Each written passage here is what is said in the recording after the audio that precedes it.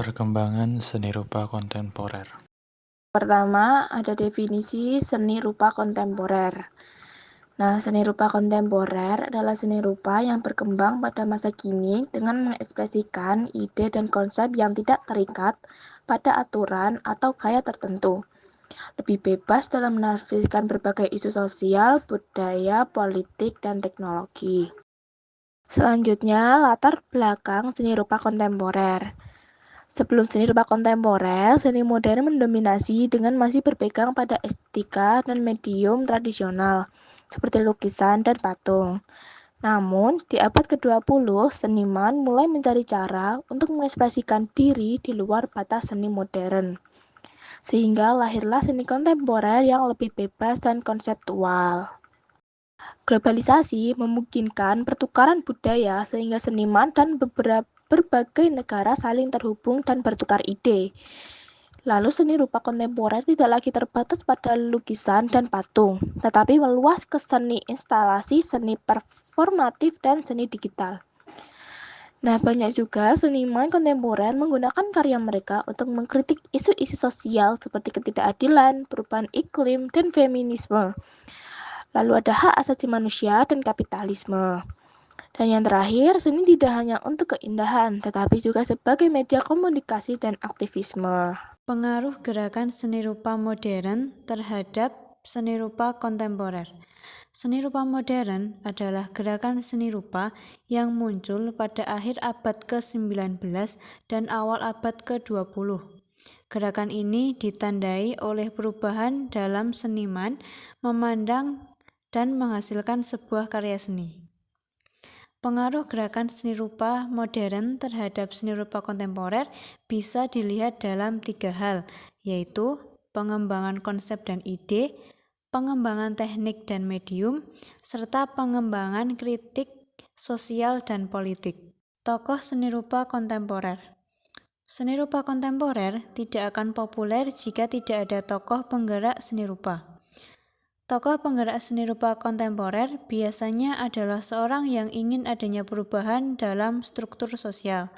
Namun, ada juga tokoh seni rupa kontemporer yang mengandalkan kreativitas dalam dirinya. Beberapa tokoh seni rupa kontemporer yaitu yang pertama ada Ai Weiwei. Ai Weiwei adalah seorang seniman dari Tiongkok. Salah satu karyanya yang terkenal adalah Dropping a Horn Dynasty Jar pada tahun 1995. Dalam karya ini, Ai Weiwei dengan sengaja menghancurkan guci dinasti Hong, sebuah objek yang sangat penting dalam budaya Tiongkok. Tidak hanya tindakan ini menentang nilai-nilai dan otoritas budaya tradisional, tetapi juga menimbulkan pertanyaan tentang arti keaslian, sejarah, dan kekuasaan dalam masyarakat modern. Dengan menghancurkan artefak bersejarah, Ai Weiwei menunjukkan kontradiksi antara pelestarian budaya dan kebebasan berekspresi sekaligus mengkritik cara pemerintah mengatur cerita masa lalu. Ada banyak seniman pop art pada tahun 60-an termasuk Andy Warhol. Andy Warhol adalah seniman yang menginspirasi lahirnya budaya pop art di Eropa. Gerakan pop art yang keras dan seolah-olah mewakili pemberontakan membuat pop art semakin masif di berbagai wilayah. Gerakan pop art menyebar ke semua cabang seni rupa dan desain. Salah satu karya Andy Warhol yang paling terkenal adalah Marilyn Monroe pada tahun 1962. Tokoh terakhir ada Marina Abramovic. Marina Abramovic adalah seorang seniman dari Yugoslavia. Marina adalah seniman pertunjukan dan terkenal dengan karya-karyanya yang menguji ketahanan dan keterbatasan tubuh manusia. Salah satu karyanya adalah The Communicator pada tahun 2016.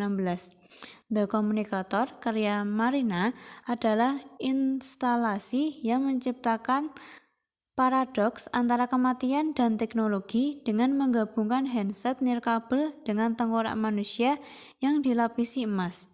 Karya ini mengkritik cara komunikasi kontemporer yang menghilangkan interaksi fisik dan emosional. Marina mempertanyakan apakah keintiman manusia justru dihilangkan oleh teknologi yang seharusnya mempertemukan.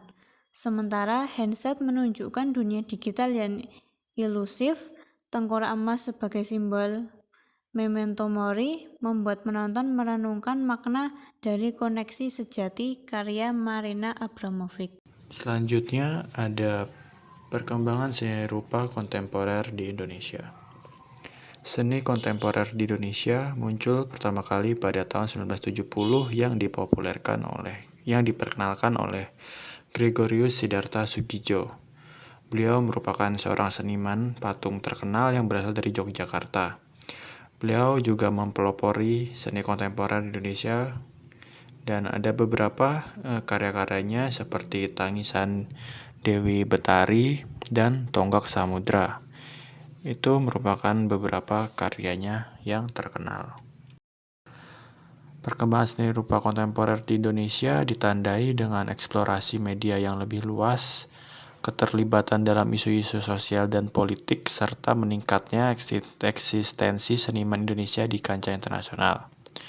Seni rupa kontemporer di Indonesia tidak hanya menjadi wadah ekspresi artistik, namun juga menjadi medium refleksi terhadap kondisi masyarakat dan budaya yang terus berubah. Pop art, aliran seni rupa yang muncul sekitar tahun 1950 yang ditandai dengan penggunaan gambar-gambar populer dan komersial. Yang kedua adalah minimalisme, aliran seni rupa yang muncul sekitar tahun 1960 ditandai dengan penggunaan bentuk-bentuk sederhana. Yang ketiga adalah postmodernisme, aliran yang muncul pada tahun 1970 dengan penggunaan ruang publik sebagai media penyampaian pesan dan juga ekspresi. Yang nomor 4 adalah digital art, penggunaan teknologi digital sebagai media yang muncul pada 1980. Seni rupa kontemporer memiliki peran penting dalam masyarakat. Yang pertama, sebagai ekspresi budaya dan identitas. Seni rupa kontemporer mencerminkan keberagaman budaya, tradisi, dan identitas individu atau kelompok dalam masyarakat.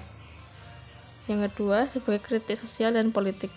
Banyak seniman kontemporer yang menggunakan karya untuk mengomentari isu-isu sosial seperti ketidakadilan, diskriminasi, kapitalisme, dan perubahan iklim.